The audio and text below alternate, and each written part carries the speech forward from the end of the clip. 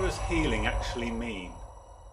When most people use the word healing, they tend to mean something in the material, physical body that's going from a state of illness or disease to a state of proper functioning. Now that can be true, but the material, physical body is only a small part of it. And there is a lot more to it than that. So let's first go into the highest form of healing that exists. The purpose of life, the purpose of the universe, the reason why there is existence in the first place is for healing to take place. More specifically, for the universe to go on a journey of life and a journey of evolution and for it to heal itself. Now, what does that mean?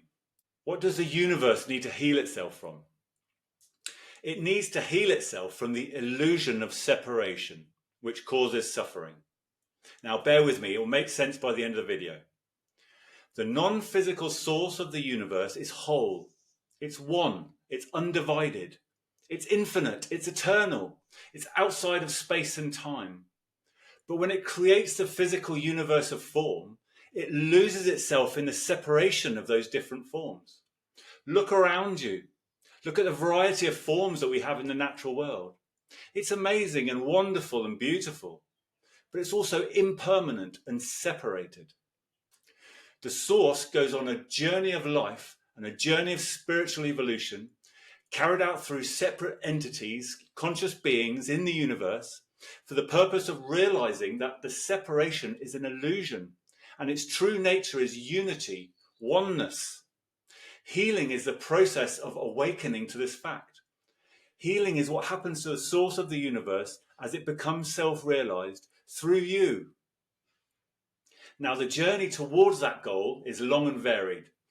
But let's first say that the ultimate goal of healing is self-realization. Healing is self-realization, and that is the purpose of life. Now we've said that, let's look more closely at how we can get there. Many definitions of healing would include something about suffering. Why do we suffer?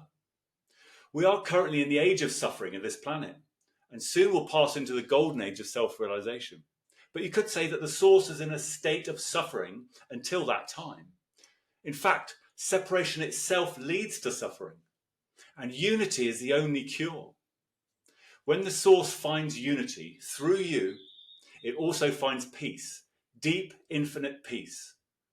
Or another way of saying that is that you find infinite peace when you realize your true self. But when we suffer, we're suffering because we are apart from the source. Or more specifically, we believe ourselves to be little separate little creatures running about getting on with our little separate little lives in a big sea of separation.